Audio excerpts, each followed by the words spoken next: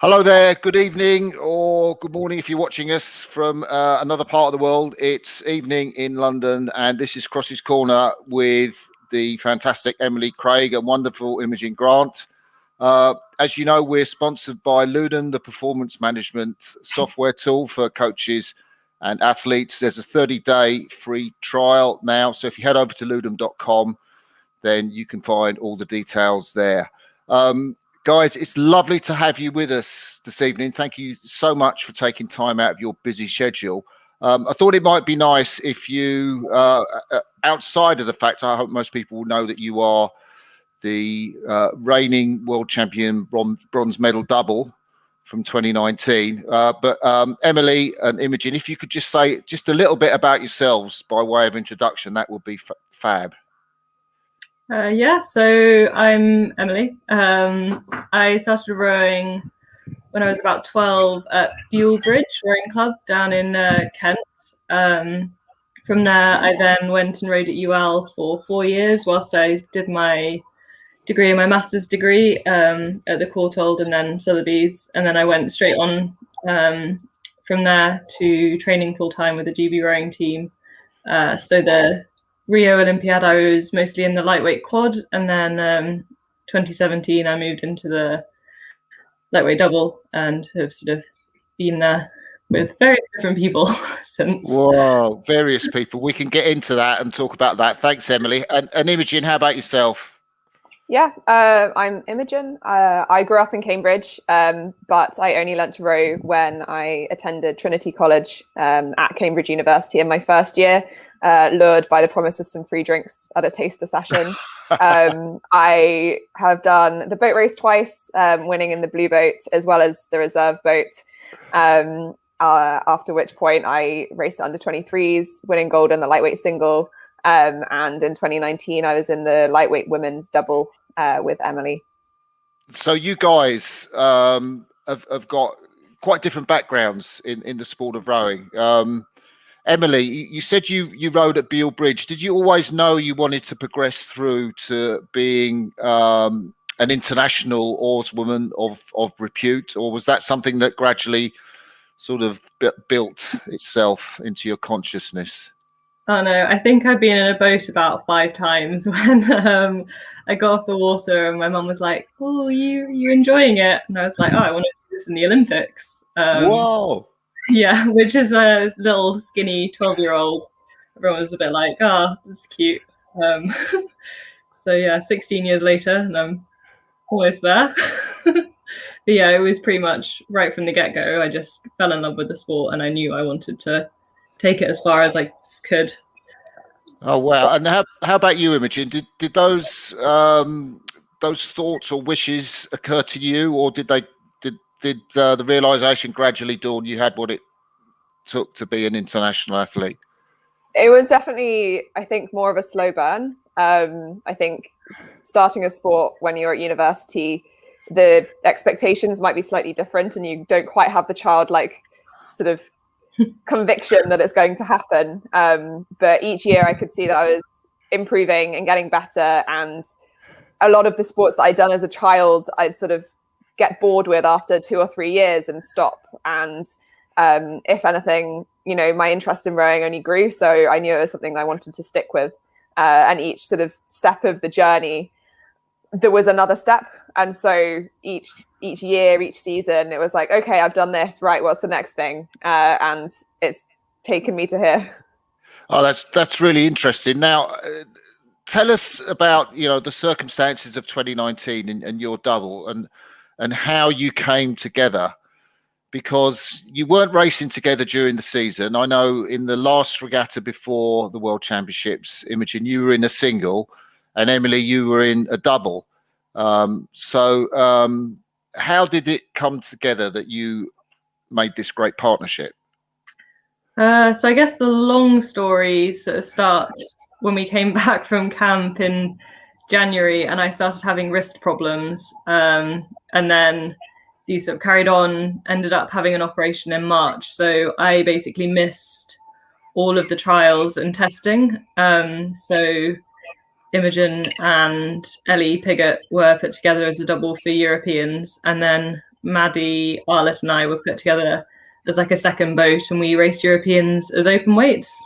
And then we kind of both raced the second World Cup as two doubles, and it was quite close. So we did some more testing when we got back. And the results of that put Ellie and I together. And then, like you said, we raced in Rotterdam, which wasn't a great result. And Ellie was sort of battling this rib issue.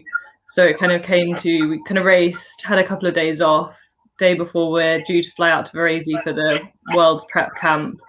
We sort of sat down, and Ellie had a rib stress fracture, so we'd be out for 6 weeks, so wouldn't be racing. Wow.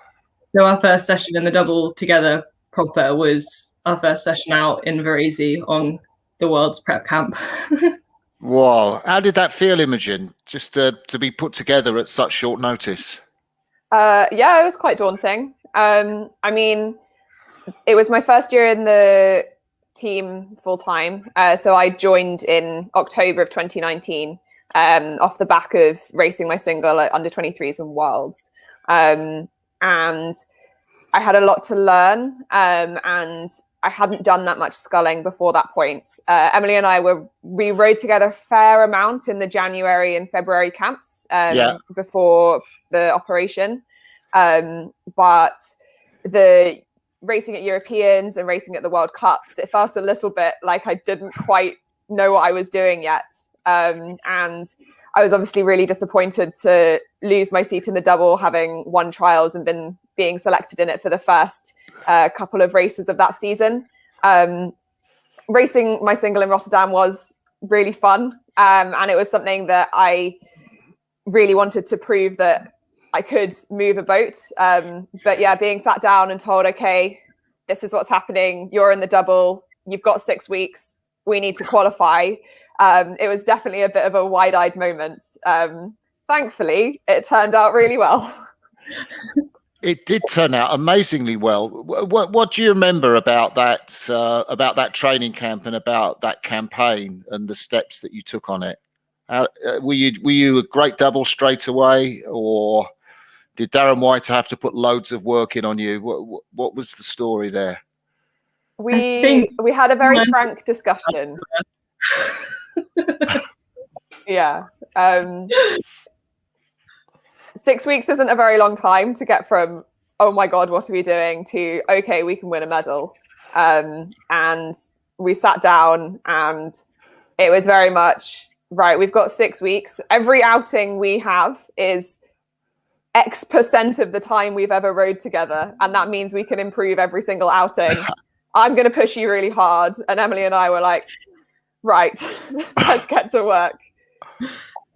Yeah, and he did. He did push us very hard. And I think there were points where we were on the edge. But that's kind of where we needed to be in terms of like moving it forwards and like getting to where we needed to be.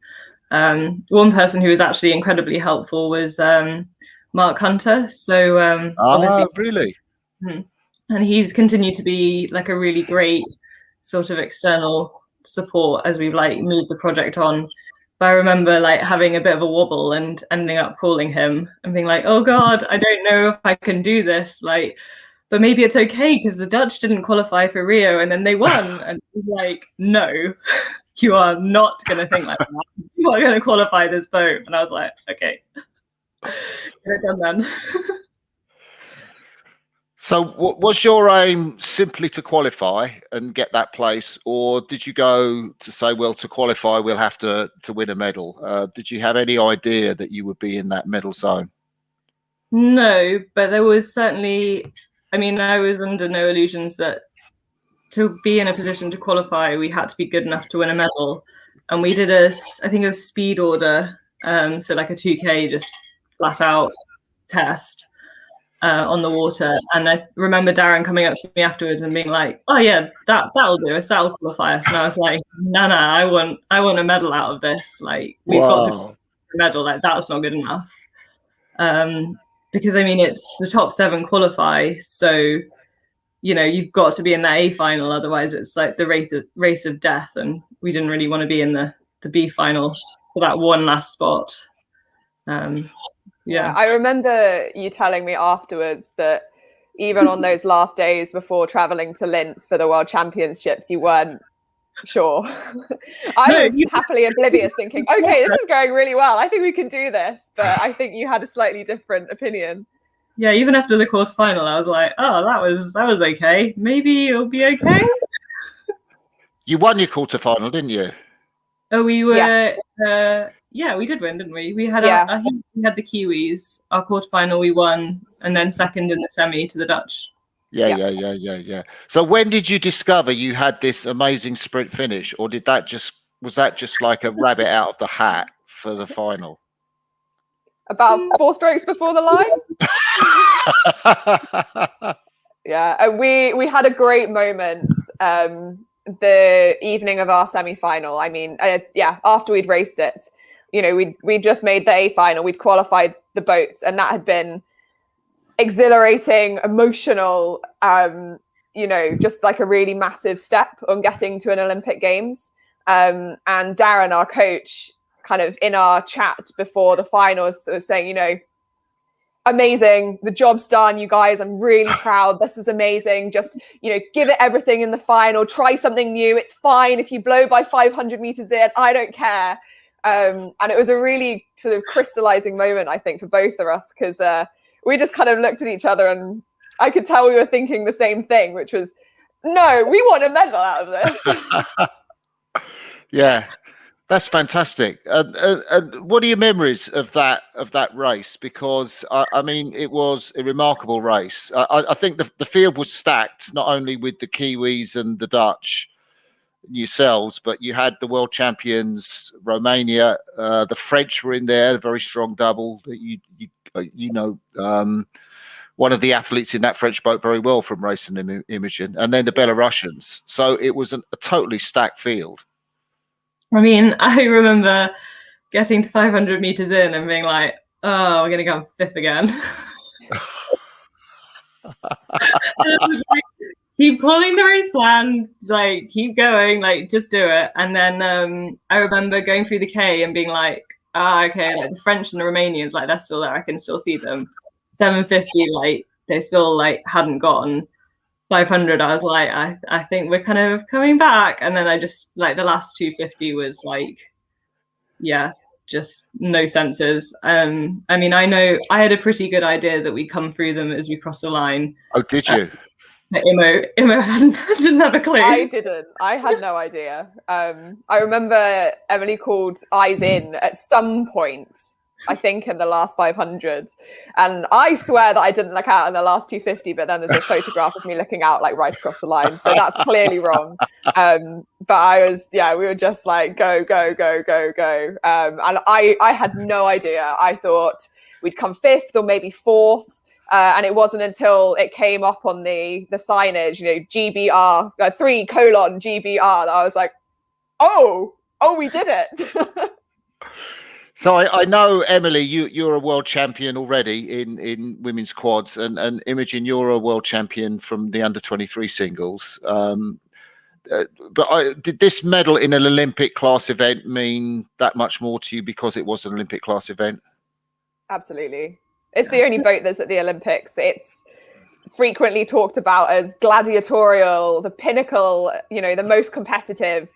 There's always something held up as a lightweight double, it just has really high standards, and to be able to be on a podium in that event is pretty amazing. Yeah. So I guess you guys started out your Olympic campaign with a goal of being on the podium again, or are you aiming even higher than that? What's been your goal for the Olympic campaign? Well, I mean, obviously we'd love to win. Yeah, I think with the nature of the event, similar to if we wanted to be sure to qualify, we had to be good enough to get a medal. If we want to be sure to get a medal, we need to be good enough to race for gold. And you don't come out with a good result unless that's what you're going for. Yeah. So, and how's that been? I'm asking that in the context of the British team hasn't exactly had the best of Olympics in terms of, gold medals won in the World Championships, and medals have been hard to come by. And your crew as one of the only British medalists from 2019, has that put any extra pressure on you, or the expectation, at least we'll get a medal there from the women's lightweight double, for example? I don't think we're really thinking of it like that. I think we're quite good at just heads down, cracking on with what we're doing. And we'll see. I think we're both quite good at shutting out any external pressure. Yeah, I mean, it is nice knowing that sometimes other boats see us as maybe a standard in pieces, but that only kind of makes us want to push on those percentages more. Yeah, I've heard you're doing quite well against the heavyweights. Who told you that? It's good to have the competition. No, I mean, if we think back to London 2012, I think one of the good things that was always talked about was the competitiveness between the open weight double, the lightweight double, and the women's pair. And, having boats that you can race and adding that pressure of side-by-side pieces is just really useful. Yeah. That's a good answer, that is. And you get bragging rights if you win. So Yeah. Emily, that just reminded me, you've actually raced in World Championships with Kat Copeland, who won that lightweight gold medal back in 2012 with Sophie Hoskins. What was the experience like of racing with Kat, and what did you learn from it? So my first race with Kat was Europeans in Retici, and we actually got bronze. And it was a bit of a whirlwind because I think we had 10 days together. 6 weeks was luxury. We had 10 days where I got this call from Tomo, okay, right, you're in. So that regatta for me was a complete blur of just oh my God. And a lot of that season, I think I was suffering from a lot of imposter syndrome. I had Kat in the bow seat with her Olympic gold medal. I had Darren, who just started coaching the lightweight women, with his gold and silver, and I was there oh my God, did I get here? Don't mess it up. But I think I learned so much about the event. I learned so much about the dynamics of the double working with Darren, all of that. I think it was a really important formative year that's sort of set up quite a lot of the rest of the Olympiad for me. Yeah. What's he like as a coach, Darren? How would you describe his character traits? Terrible jokes. Oh, yeah, no. Yeah, I think his favorite is when it's blowing a gale and raining, saying, "Don't forget the sun cream, guys. Don't forget the sun cream." Yeah, okay, thanks, Darren. Good. I think he has a great philosophy of he approaches rowing really simply. It's an incredible, simple movement at the end of the day. Do the fundamentals exceptionally well, and it you'll go fast. And I think that simplicity is such a clear idea of how he wants the stroke to look, how he wants us to row, the technical model that we have, not just as a boat but as an entire lightweight squad. Through the Olympiad, I think that's been incredibly helpful, and meant that when we have had completely different combinations, it's not been a complete disaster at any point. Yeah. Really, we've all been able to row with each other and get on with each other, and we know what's happening. I think that's been a really strong kind of foundation for us. Yeah. And Imogen, you had a lot of coaching from Rob Baker, and people who coach by him say he walks on water. He's this wonderful, amazing coach. What was your experience of Rob, and what did he bring to you? I mean, Rob took me from a novice college rower to someone who could win in World Championships. So I owe him a lot. I think he's a fantastic people manager as well as an excellent technical coach. I think I've matured quite a lot as an athlete over the 6-7 years that I've been a rower. And a lot of that maturity has come from him guiding me in the right direction when I'm feeling stressed or feeling frustrated, and being able to kind of communicate the things that I need to do to me in a way that was really helpful. He's great. Were you in the stroke seat of his blue boat? No, I did the majority of my racing at Cambridge. I did either at stroke or at 2. But when I was in the blue boats, I was at 2 because I'm a lightweight. Yeah. When everyone else is much bigger than you, there's not much option there. What did you race at in the boat race, if you don't mind me asking? At 2, I stroked the Blondie Osiris race that I raced. No, I was asking kilos. I was wondering about how many kilos. Well, because I was trialing for the GB system at the same time, and the boat race was about 2 weeks before final trials, I was about 58 kilos. So very much a lightweight in an open weight boat. So that was pretty cool. Yeah, I mean, it's always fun. I feel like when you're a lightweight, you've always got a bit of a Napoleon complex or a terrier dog mentality where, it feels good to beat people who are bigger than you. Yeah, let's talk about lightweight rowing. Somebody as Marco B put this question on quite early on, that he thought he might like to ask you about lightweights in the Olympics. So we know now that lightweights are going to carry on to Paris in 2024. What's your view on what Marco B's got to say? Yeah, you go first, Emily. I mean, I guess from a selfish point of view, I was kind of going into this being like, well, any decision I have in the future is made for me. Obviously, I think it's great that actually, we do get to carry on, and maybe we'll have Tokyo, maybe we'll have Paris, like incredible racing, like a really high standard, and actually the decision will be made to keep lightweight rowing going on. So it is a great opportunity, especially for athletes, younger athletes who are like both of us, who I certainly don't think I could get to this level as an open weight. I think it's a really positive thing. I'm not sure what you mean by like a change in policy, and if I'd like GB to do something about it. Well, I think he's kind of saying, would you be vocal in saying world rowing should not have coastal rowing beyond in 2028 and beyond? I guess that's I think what he's referring to, and have lightweights instead.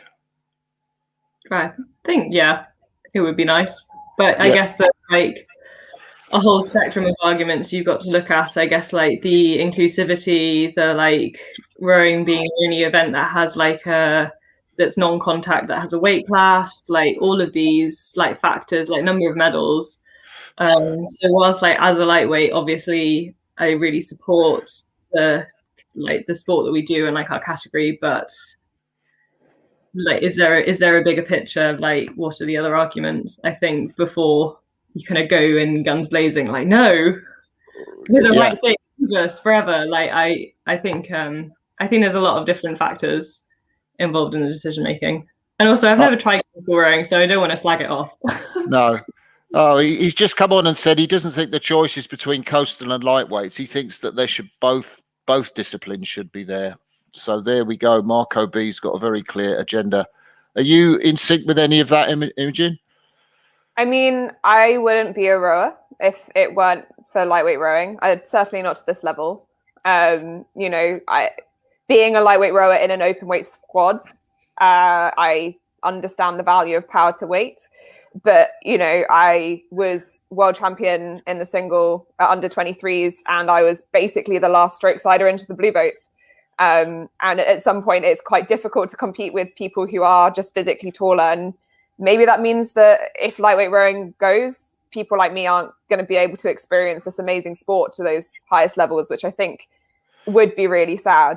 I think the idea of something like coastal rowing or a slight adaptation of the event sort of format is quite exciting. There's talk that maybe at Paris it's going to be 1850 meters, maybe at LA it's going to be even shorter than that. So it's possible that the format over 2K itself is going to change. And historically, it only kind of became formalized as over 2,000 meters reasonably recently. I personally love the idea of having a bit more variety, a bit more doubling up as well. Enable rowers to race more than one event in a way that isn't going to compromise the performance. Maybe do some 300-meter sprint racing in 8s, because that would be wild.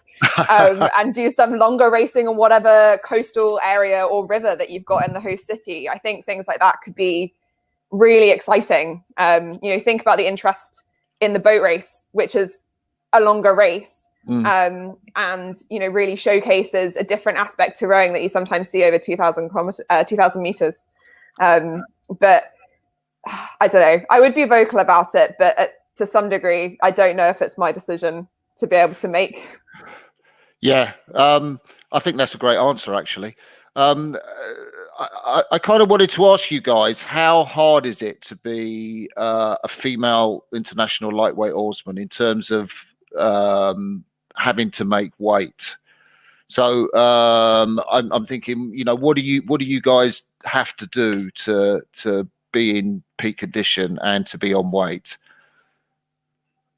I think it's very personal in terms of like everybody has a different way that they get to weight and how they do it, how they manage it, that they kind of like perfect and tweak over the years. So for me, like a big part of it is like eating dinner early, cutting out sugar, going for a walk after dinner, doing it gradually. Like I know what kind of works for me, what my body's going to respond to, but like how I get to weight isn't necessarily the same, might not look the same as Imo, but we both know that 2 hours before that race, we're going to step on the scales and we'll be 57.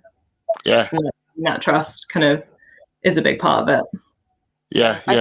I think the thing for me is that, when I was less experienced, maybe I did this not so well because I didn't know what I was doing quite so much. I'd never been a lightweight before, but when I've done it well, it's not something I have to worry about. It's not something I have to think about. And I think that's the right way to do it. Because ultimately being in a weight restricted sport does come with dangers. And doing it in a healthy way is really, really important. I'd say I'm quite lucky. Even for a lightweight, I'm fairly short. And so in terms of my build, it's quite easy for me to be that weight. And so my weight doesn't fluctuate that much through the year. And so there's nothing extreme that ever has to happen. It's just kind of the natural shape of the season and the way that sort of pans out. Yeah, we heard the news today about Zoe Mcbride deciding, the world champion, won with Jackie Kiddle by in front of you in 2019, but by it was about a couple of lengths, I think. And that she's retired. Your reaction to that news and the circumstances maybe around it? I mean, I hope she's doing well, and it sounds like she's made the right decision for her health, and that's the most important thing. From a performance standpoint, I'm not really thinking about it because we've got to get through Europeans and World Cups, and who knows what we're going to be racing later this year. But the extra year with the pandemic has changed a lot of people's perspectives, and that extra year has changed a lot of people's plans as well. Yeah. How about you, Emily? Yeah, I think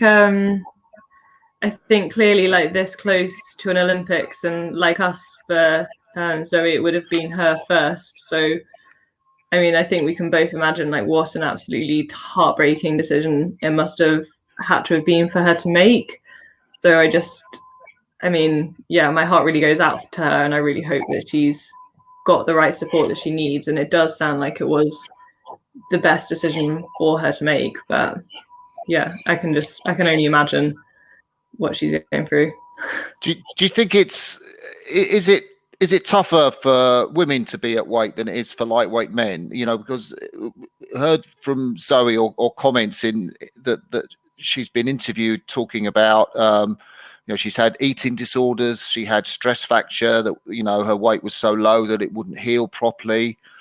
That in the sense she kind of said in the end, in terms of her health, it was a no-brainer in terms of do I want my health or do I want the Olympics? Is it harder for women to race down at weight than men, or not? I mean, I've seen plenty of men do it badly. Like, I think with both genders, there are always going to be people that are just a little bit too heavy, or that are way under the weight, because that's just like the nature of having a weight limit, and people are always going to be different sizes, different shapes, and naturally sit somewhere differently. Like, I don't necessarily think that it is particularly bad one way or the other.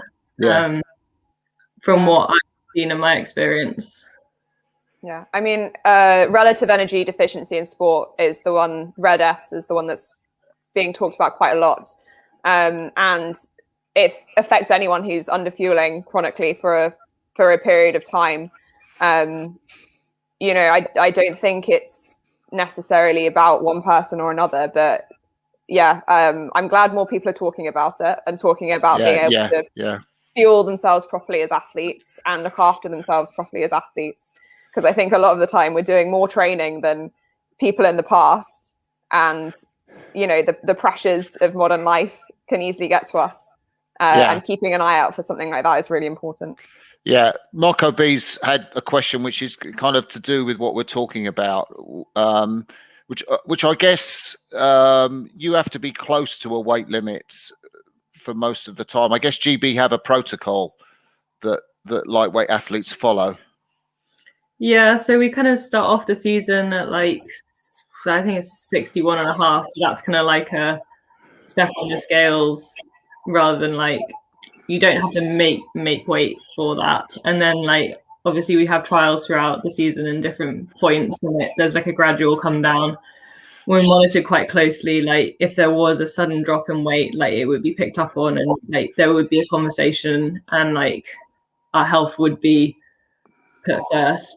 So yeah, for us, the only other time we've ever been sort of talked to about weight is, you're a bit lighter than you were a few weeks ago. Like, are you okay? Is everything okay?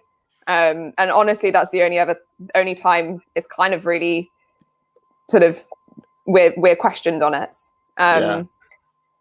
And being that bit heavier in the winter does really help with robustness and making sure we don't get injured, making sure we don't get ill, making sure we don't get cold. You know, having a bit more insulation is really useful. And so I think the 61.5 kilo max is generally the indoor lightweight maximum weight that is permitted. So that's where that's taken from. But I think that freedom to have that kind of winter summer fluctuation is really healthy. That's really interesting.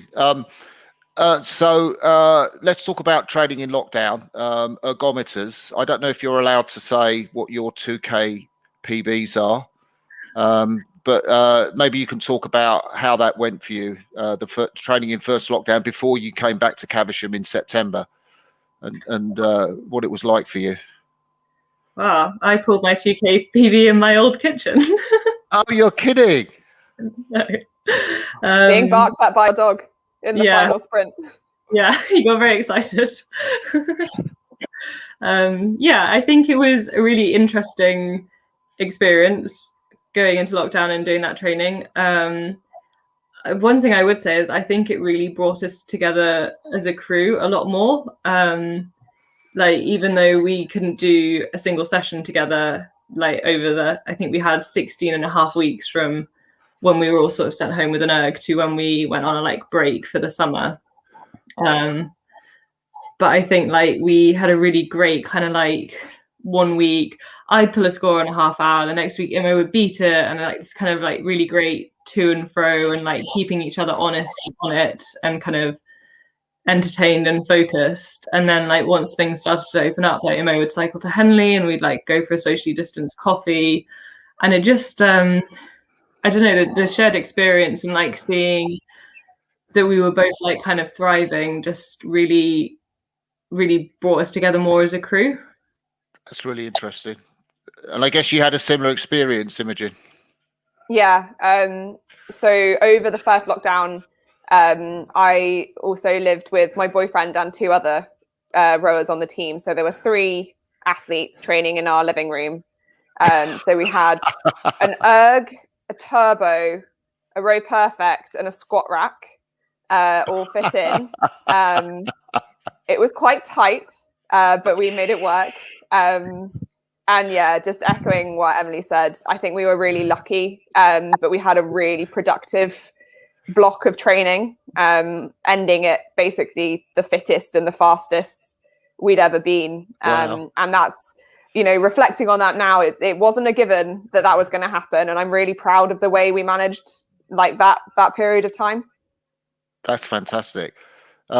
So you came back to Caversham, and it's a very different Caversham now, or is it? I'm thinking from the outside, it seems very different, but things have changed. No chief coaches, no Jurgen Grobler, different selection systems.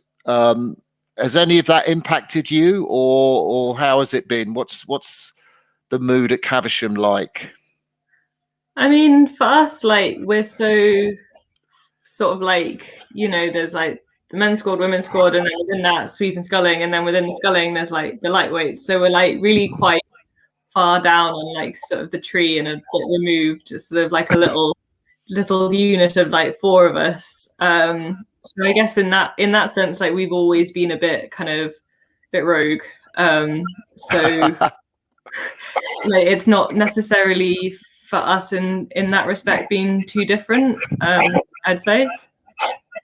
Like, and yeah, I think the selection policy is really rigorous. Bringing in external selectors, I think, is a really positive decision. Right. And to be honest, I think bar the few kind of grumbles around the COVID precautions, having to get up early or having to shuffle around each other 2 meters apart, the mood's really good. Everyone's really excited to race. Yeah. Who's your external selector, and how much have you had to do with them during this sort of period of recently, with selection for Euros and all that kind of stuff? I can't remember their name. It's Ira. Ira Perry. Yes. Yeah. Yes. Thank you. I don't think she's been down to Caversham. But yeah, I guess like in terms of like one-on-one sort of like FaceTime interaction with Ira, we've not had much, but then like we've sort of had the luxury of being fairly set as a crew this entire season. Yeah. Like I think we were like selected on that final day before we were all sort of sent off pre-lockdown, and we worked quite hard to prove that we deserve those seats and deserve the time as a crew together. So in that sense, I think we've done quite a good job of making our selection fairly straightforward. And we've had the luxury of being able to do that, which obviously, like, with bigger boats like the 8 and like the 4, they can't do that. So the situation is slightly different for them. That must have been great. Your competitors, or some of your competitors at least, have been training for a longer period than you, out on the water. The Dutch team certainly, I think, a little bit of lockdown, but back on the water earlier than you. And some of the crews raced in the Europeans at the end of last season. They went to Poznan and they raced there. Yeah, has had. So yeah, we got our racing fix. They went to Europeans. We raced at Pear's Head. Oh, you raced at Pear's Head? Yeah, it was great. Tell me about that. It was a lot of fun. We came 4th overall. It was great. It was so amazing to get back on the water, and the energy of the crews that were there ready to race was just really positive. And quite nice, I think, being back like on the Tideway. Like obviously Imo's got a lot of experience there. I spent a lot of my own career like at UL. It was really lovely, like being able to boat from UL, like wear our club colours and compete in our club colours again. So we it was something we talked about over lockdown as like, oh, when things open up, like what could we possibly do? And it was nice, like we brought it up as a possibility and actually following it through and being like, no, actually, we want to go and do this. We want to make it happen. It was definitely worth it. Oh, that's amazing! That's amazing. I'd forgotten that you raced the Pear's Head, but of course, that's brilliant. Where do you think you are now in terms of for inverted commas, what a normal season would be like? Because the Europeans are what are they 2-3 weeks away? 3 weeks away? Where are you in terms of feeling ready to race and ready to take on the rest of Europe?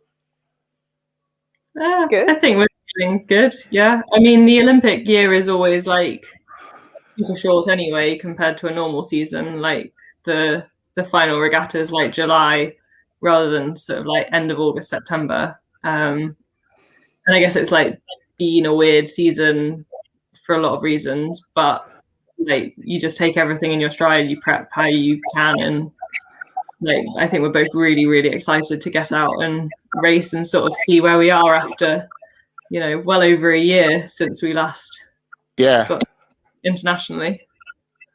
And I don't want you to tell us your training times, which of course you won't anyway, but presumably have you got any hope that you're going to be as competitive as you were in 2019?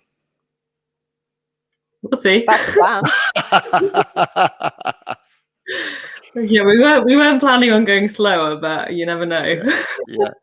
Have you guys, what sort of special precautions do you have to take to go and race in the Europeans? Have you got a whole protocol? Have people been through that with you, or is that to come yet? Well, we were lucky enough to go away in January on training camp to Portugal.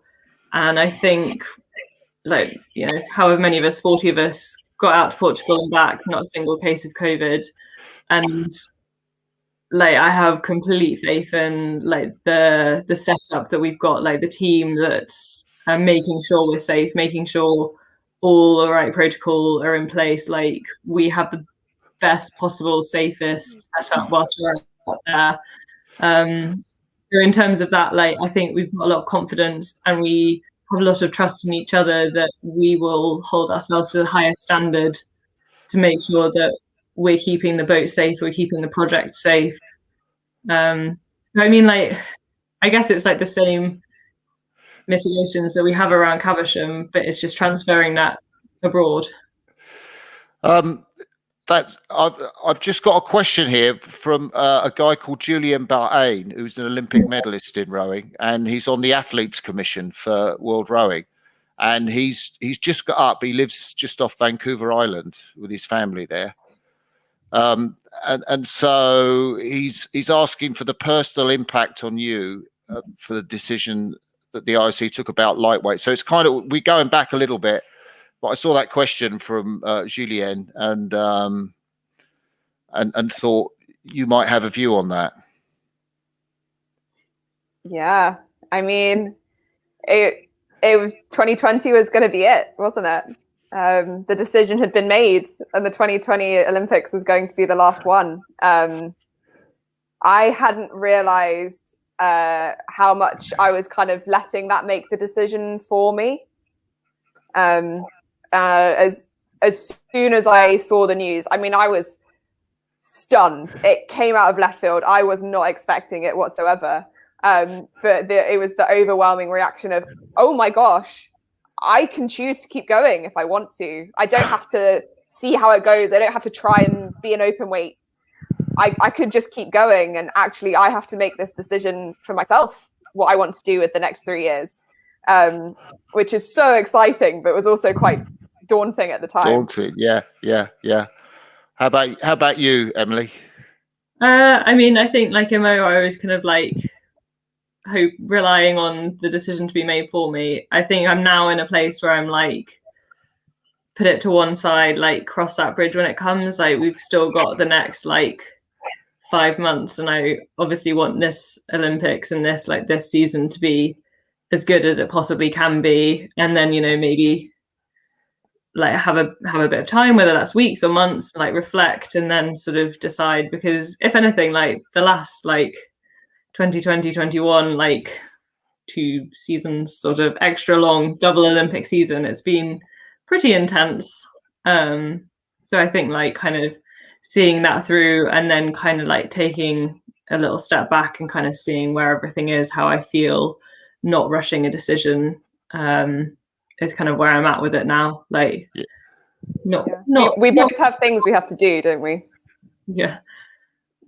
I'm back at Cambridge in August, finishing my medical degree. So whatever decision comes is going to be made around that. So that's really quite interesting because you have rowed while you were studying. I know because I saw this video of you talking about all the training demands that you had to sort of put on yourself for rowing in the boat race. So I guess it's not impossible that you could carry on rowing and train as a doctor, although it would be insanely difficult, I'm guessing. We'll have to see how it goes. Yeah. I was going to ask you about the whole trainee doctor thing and rowing and training and how that fitted in, because people might find that interesting. And you know, I guess many of your colleagues would have they been called up to work in hospitals during COVID, and how that felt for you. Yeah.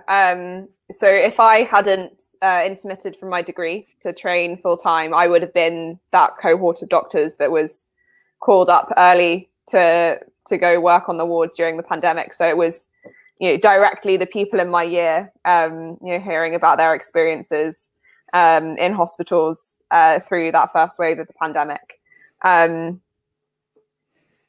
Clinical and training is really hard. During the first 3 years of my degree, that was mostly lecture based, and that was manageable. My fourth year, which was the first of 3 clinical years, was really hard. There was a lot of commuting. Quite often I was driving 3 hours a day, had a medical placement, and was also trying to fit in 2 sessions. And that, it's not necessarily something I would want to repeat exactly in that way. But I did it, and I did a boat race, and I won a boat race, and then I did under 23s, and I won under 23s. So it all turned out quite well. But there were definitely tough points during the year when I was just tired or stressed, and I knew I was going to miss some deadline, and it was about choosing which ball to drop out of the balls I was juggling, rather than thinking about whether I could catch them all. So I was going to ask you about your personality types, or how people see you. You know, those that know you well, how they see you and your personality. I mean, I'm wondering, you know, do people describe you guys as driven, obsessive? Do they, you know, what?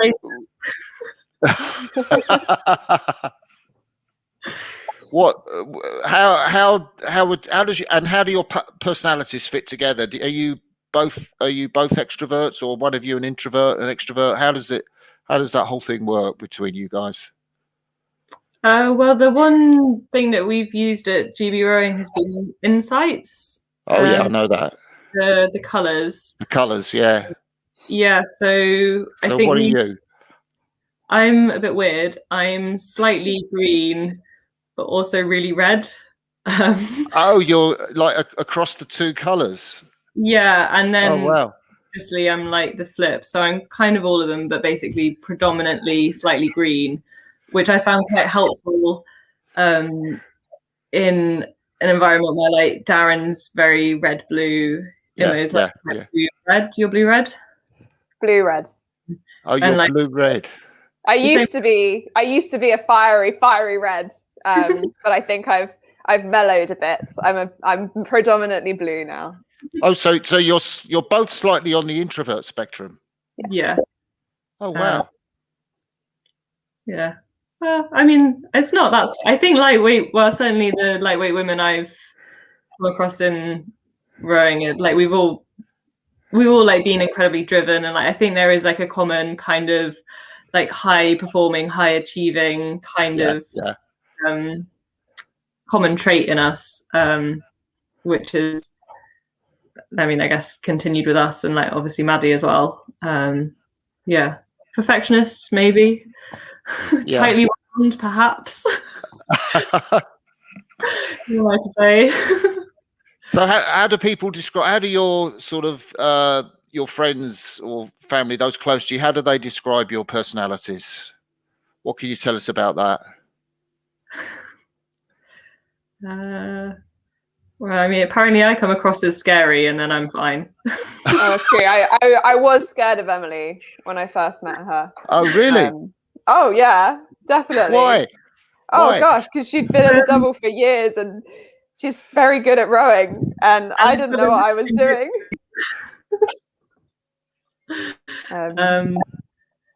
No, I think driven is probably quite a common adjective, I would say. Yeah. Imogen, how tough is it to be an international athlete and to keep a relationship going at the same time? Because I know, you know, with some people, they find that, okay, that's really helpful for them and they make it work. And in others, it just doesn't work at all.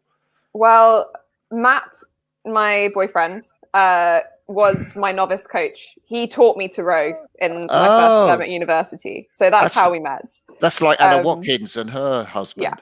Yeah. And he rowed for 12 years, I think. He rowed at Eton, raced at Henley in their second 8, and then raced a ridiculous number of bumps campaigns at Cambridge, including rowing over at Headship with first and third. Oh, so wow. He's done a lot of rowing, and so he gets it. I am quite grateful that he isn't a rower anymore, because it gives me some well-needed perspective at times. But the fact that he's done it in the past means that he understands, and I'm extremely grateful that he is okay with me waking up really early every single day and going to bed at 9 p.m. and saying, "Come on, time to go to sleep." Wow. Despite the fact he's a night owl, and you know, when I'm away on training camp, we'll go to bed at 2 a.m. So he's very understanding, and I'm very grateful for that. Was there any chance of him going as a spectator? I know that they've said about foreign spectators not being allowed in the Olympics. Was he planning to go, or were any of your... Before the Olympics was postponed, he had tickets, but he'll be in the UK now, as with the rest of everybody else. Yeah. So what's your guys' views on that news about the, you know, about no foreign spectators, no family or friends? I mean, for me, I'd already had a conversation with my dad where he was like, "Nah, I'm not coming." Before COVID was even a thing, he was like, "Nah," and I was like, "Fair enough, fine. I'm not going to make you spend thousands of pounds coming out to Tokyo to do something that you won't enjoy." And then for me, like hearing like my mum before the pandemic like talk about how much tickets cost, and then like the flights and hotels, and then knowing like how much now like tests cost, like the isolation, I was like, I felt like I couldn't ask her to make that financial like commitment to something that then could also like, you know, potentially like, you know, she could get a positive test before she came out, like something could happen, and it's like it was a lot of money, and I was just like, I would rather, you know, you watch at home, I can come back however it's gone, we could actually see each other, because you know, if they're out there, like we wouldn't have been allowed to like go out and see them,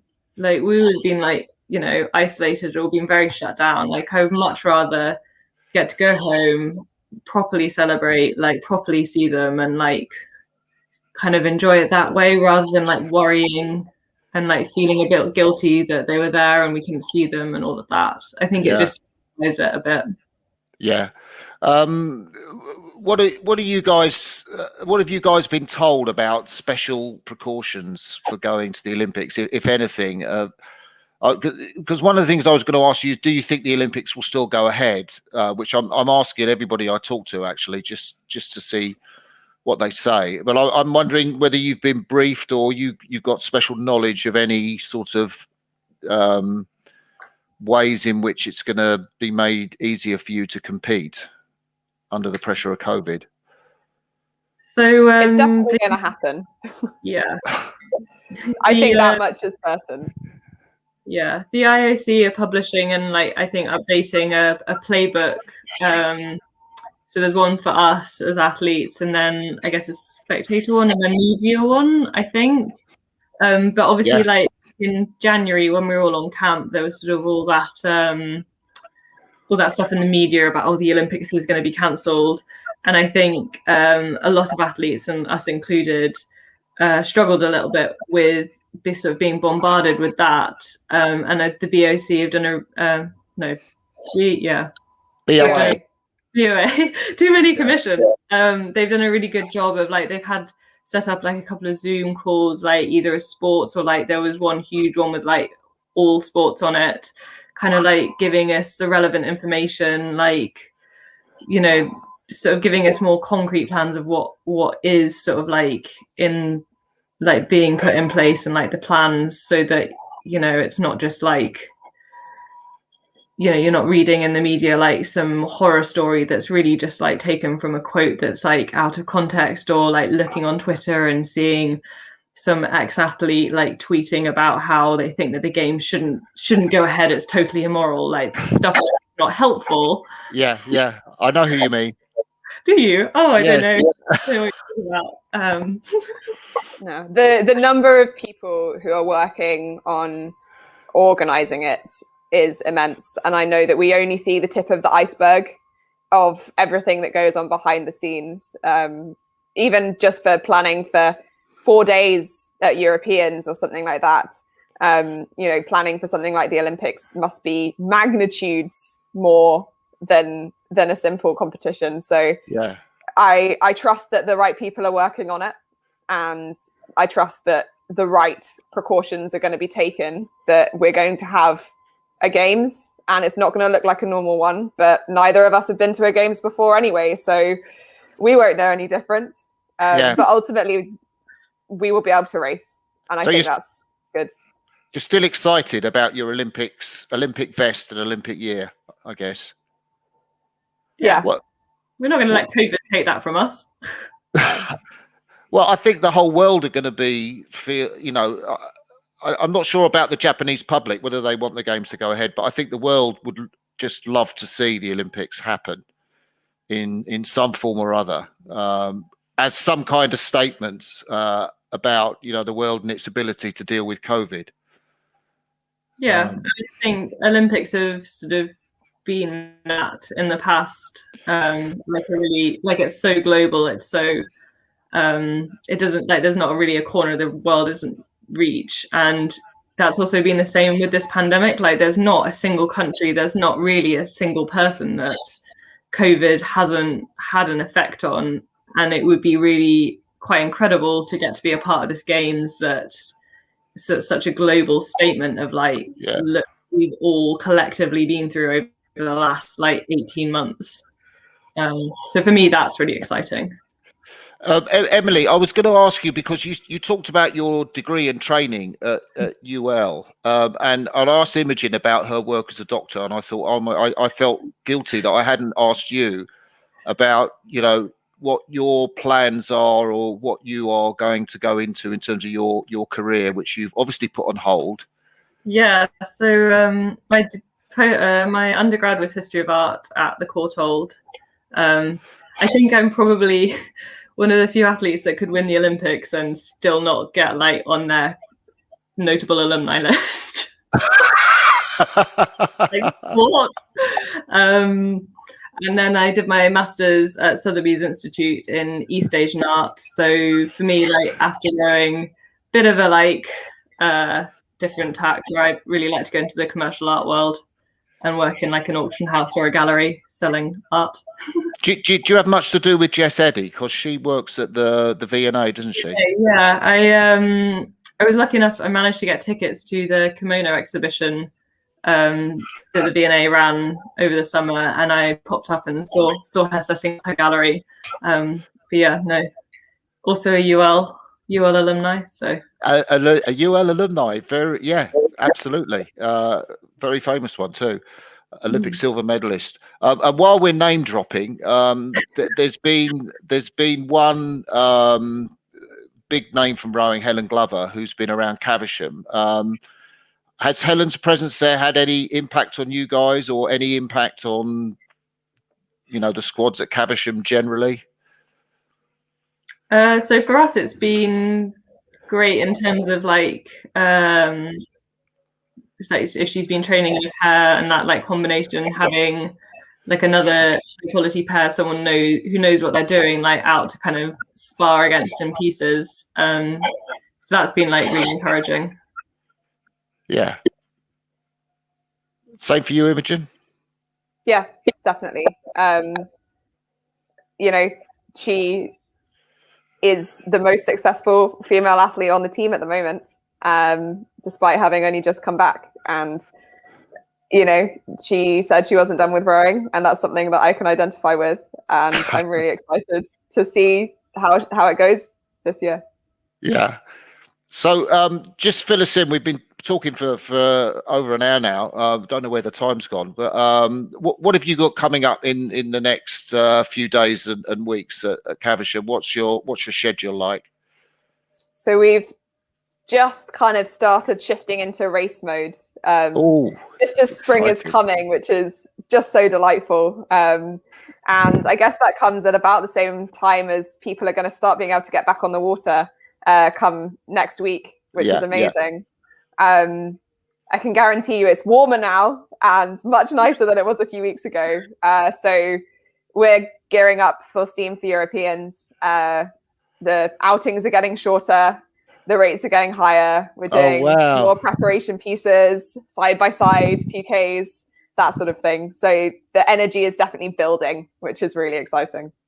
That's fantastic. And I guess the water, it must have been so nice out today or yesterday, just lovely flat water. And I guess you've taken full advantage of those conditions.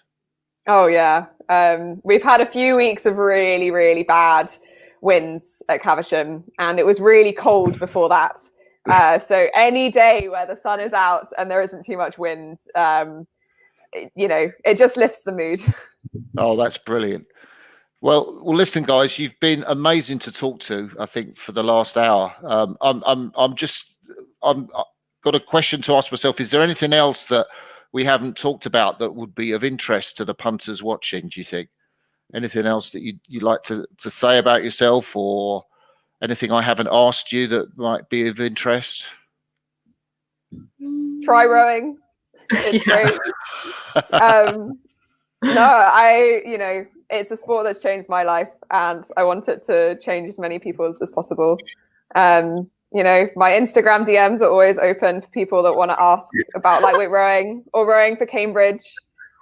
Oh, well, that's so cool. Slide into Emma's DMs if you want to know about rowing. Yeah. That's fantastic. You guys have been absolutely wonderful to be on Crossy's Corner with, and I've really enjoyed chatting to you. Thank you ever so much, and the very best of luck for the Europeans up against the Romanians and the Dutch and the French and the Belarusians. That apart from the New Zealanders, there's 5 crews in the world final that are scheduled to be in that event, I guess. Yeah, not to mention the Swiss and the Italians and the Poles. Oh yeah. You are going to have some job out there, but I know you'll be up to it. It's been great talking to you. We'll end the live part of the broadcast now. Thanks, guys. Thanks.